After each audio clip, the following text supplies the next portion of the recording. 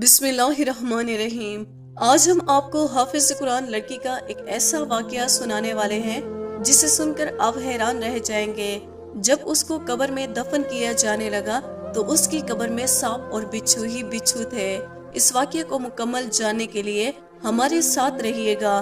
फजर की नमाज अदा करने के बाद अब्दुर्रहमान नामी गोरकुन उस कब्रिस्तान की जानब जाने लगा जहाँ पर एक हाफिज कुरान लड़की की कब्र बनाई जानी थी।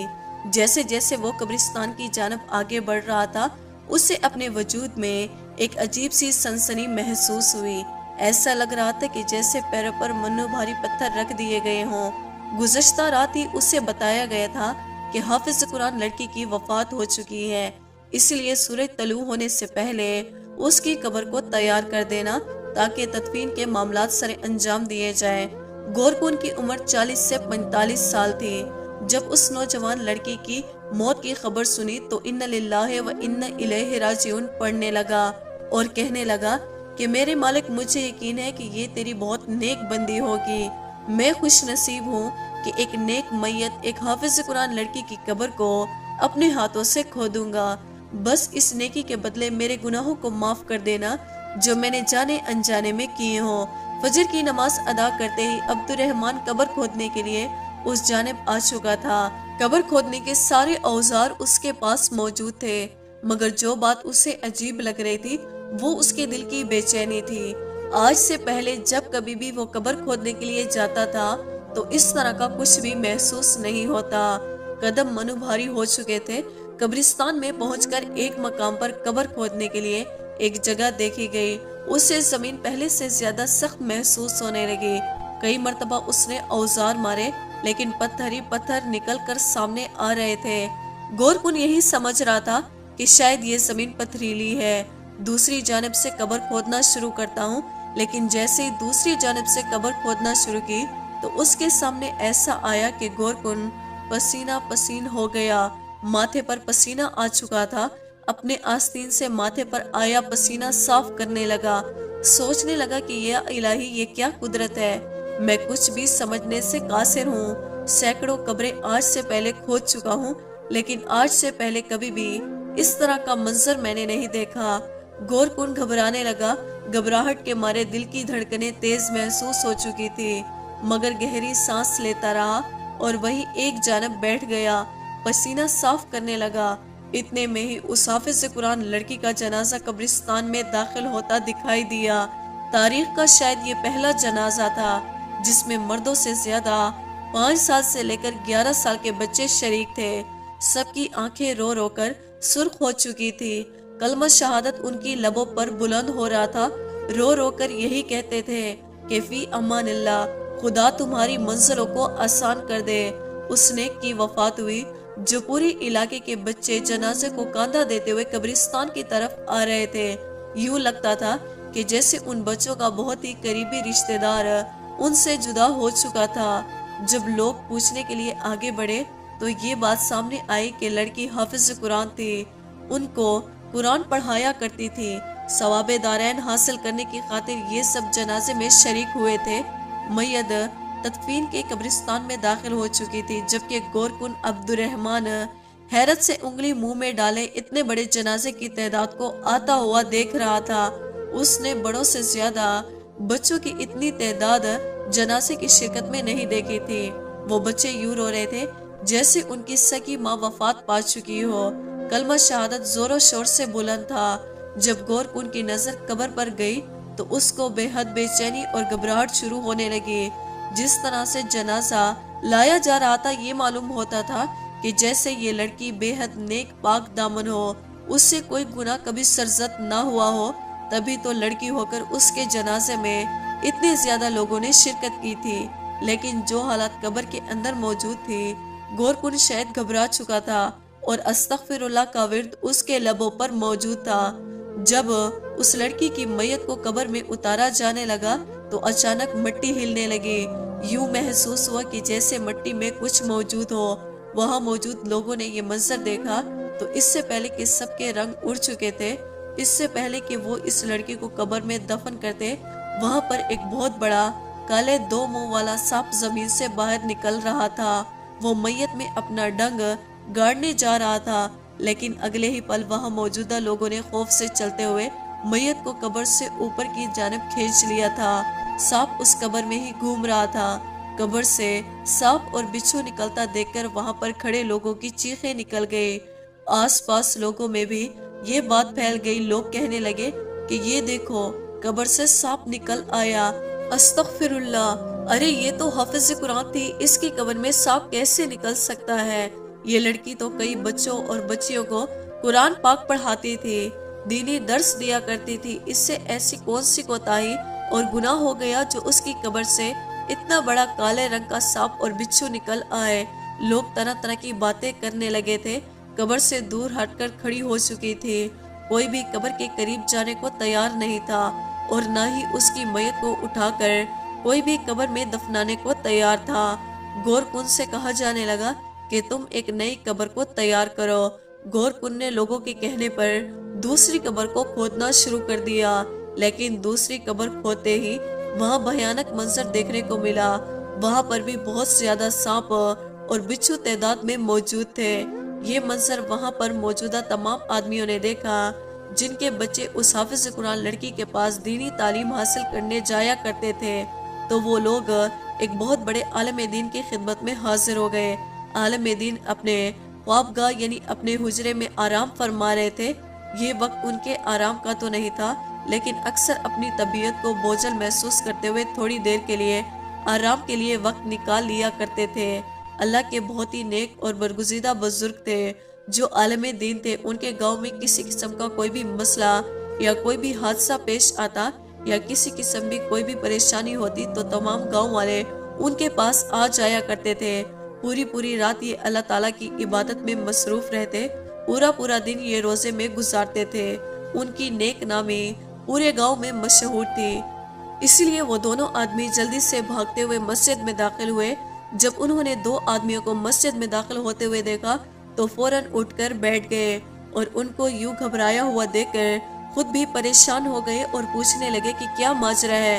वो जो कुछ अपनी आंखों से देखकर आए थे सब कुछ मौलाना साहब को बता दिया। उसे सुनने के बाद तो मौलाना साहब की आंखें हैरत से खुल चुकी थी। अस्तगफिरुल्लाह अस्तगफिरुल्लाह कहने लगे। फिर कहा कि मुझे भी कब्रिस्तान ले जाओ। वो कब्र जब तक मैं अपनी आंखों से नहीं देख लूंगा मुझे इस बात पर यकीन नहीं आएगा। जैसे वो उस कब्रिस्तान में पहुंचे तो लोग हड़बड़ा कर देख रहे थे, रास्ता खाली कर रहे थे। मौलाना साहब खुद यहाँ पर तशरीफ ला चुके थे। मौलाना साहब दिल ही दिल में दरूद पाक पढ़ रहे थे। वो सोच रहे थे कि अल्लाह खैर करे, आखिर ये क्या माजरा हुआ है। मौलाना साहब ने एक नजर लड़की की मैयत पर डाली और दूसरी तरफ वहां पर मौजूदा खड़े लोगों की जानिब डाली। एक तरफ बच्चे खड़े हुए थे, कोई भी मैयत के करीब नहीं जा रहा था। मौलाना साहब ने जब कब्र में झांक कर देखा तो उनका वजूद कांप चुका था। एक शख्स आगे बढ़ा और मौलाना साहब की खिदमत में सलाम पेश किया। फिर कहने लगा कि मेरी जिंदगी आप पर फिदा हो। मैं आपसे अर्ज करना चाहता हूँ कि पहले इस लड़की की कब्र पर पत्थर और कंकर निकल रहे थे जो वजूद में चुभने वाले थे।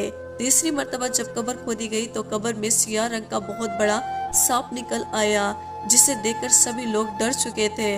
बोला इस लड़की की कब्र को दूसरी जानब खोदा गया तो जब कब्र को खोला गया तो वही माजरा वहां पर भी देखने को मिला।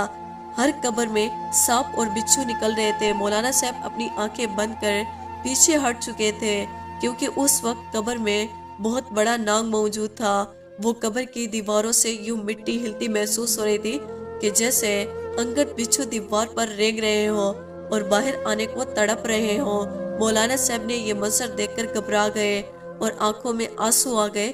बुलंद आवाज में अस्तगफिरुल्लाह पढ़ना शुरू कर दिया।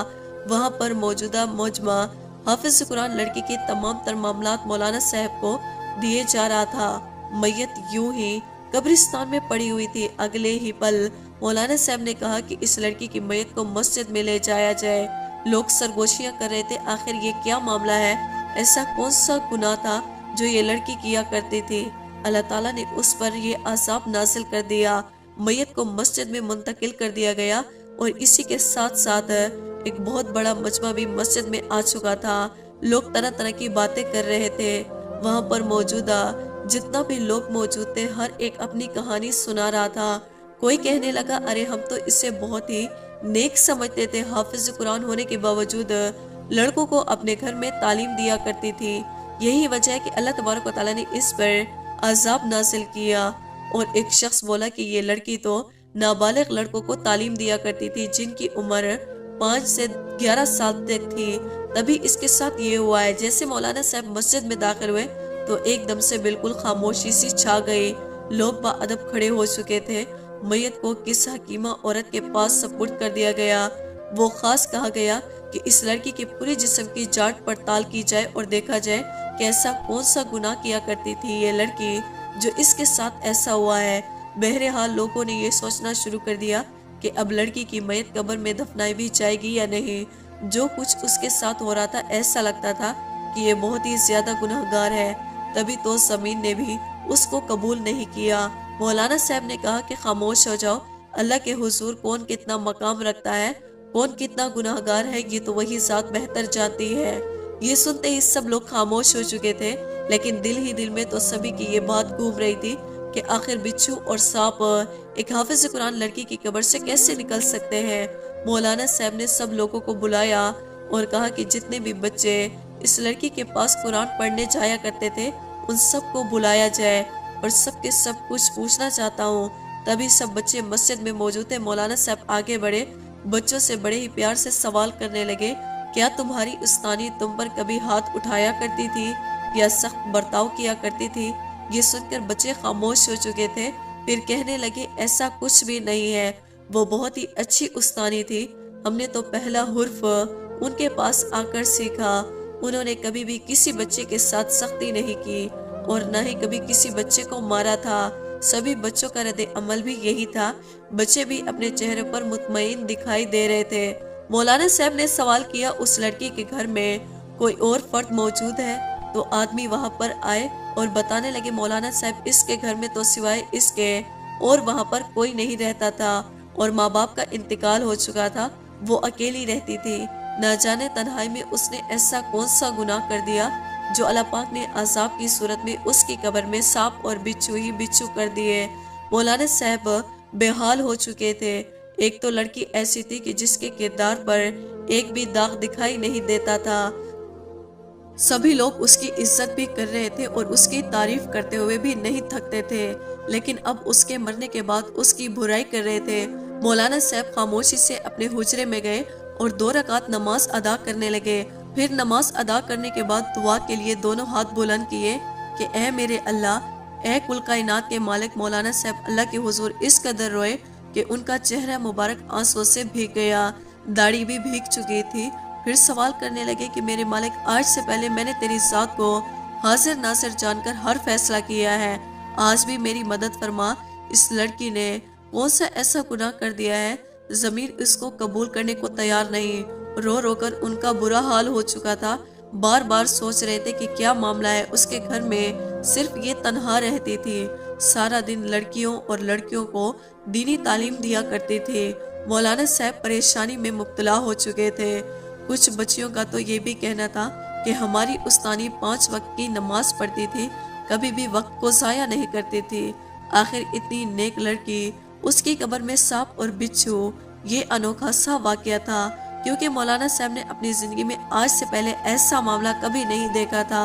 उस लड़की के घर में तो कोई और मौजूद नहीं था, लेकिन फिर भी जब सवाल जवाब किए गए तो ये सब सामने आया कि उस लड़की की एक बहुत ही पक्की सहेली थी, जिससे ये अपनी हर बात, अपना हर राज जाहिर करती थी। मौलाना साहब ने कहा कि उस सहेली को बुलाओ। एक आदमी बोला कि वो लड़की तो कई माह पहले ही इलाका छोड़कर जा चुकी है। लोगों का कहना था कि दोनों सहेलियों में किसी बात पर अनबन हो चुकी थी और यूं ही वो किसी बात पर नाराज होकर इस गांव को छोड़कर चली गई। मौलाना साहब को हैरत हुई, यकीनन कुछ तो था राज उसके पीछे जो उसकी सहेलियों को मालूम है। इसलिए मौलाना साहब ने फौरन 2 आदमियों को दूसरे गांव जाने के लिए रवाना कर दिया और कहा कि उसकी सहेली को लेकर आओ। फिर वहां पर वही हकीमा औरत आई जिसके हवाले उस हाफिज कुरान लड़की की मैयत को किया गया था। वो थोड़ी घबराई हुई थी। मस्जिद में दाखिल हो गई तो मौलाना साहब ने उसको देखा तो माथे पर बल पड़ गए। सवाल करने लगे कि बताएं, आपने उस लड़की के वजूद पर क्या जांच पड़ताल की है? कुछ मालूम हुआ है? कहने लगी मौलाना साहब, ये लड़की तो बहुत ही नेक और पाक दामन है, मुझे उसके किरदार से बाल बराबर भी शक नहीं हुआ। ये सब कुछ सुनकर मौलाना साहब खामोश हो चुके थे कि अगर ये लड़की पाक दामन थी और उससे कुछ गुनाह भी नहीं हुआ तो फिर आखिर क्या वजह थी कि ये सब कुछ हो रहा था। हकीकत तो तभी मालूम हो सकती थी जब उसकी सहेली यहाँ पर आ जाए। अब तो वही थी जो अपने मुंह से बोलकर हकीकत बता सकती थी। कई तरह के सवालात थे जो खड़े थे।